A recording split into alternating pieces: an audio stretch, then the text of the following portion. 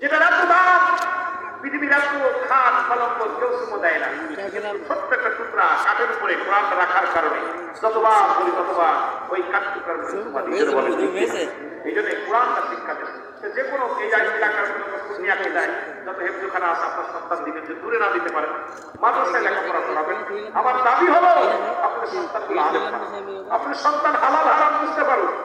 আজকে এমন যেন কাজ না করে যায় যে সন্তান আমার বিরোধিতা করবে, মারা গেলে আমার বিরোধিতা করবে, যেন সেই সুযোগটা না থাকে। যেন আপনাদের কাছে আমার বড় যেন দাবি, অনেক দাবি ছিল, দাবি যদিও আরেকটা প্রতিষ্ঠান করার নিয়ে আছে, একটা করার, তবে আমি তো পারি না ভাই, আমি পারি না, 10 লাখ একের বোঝা।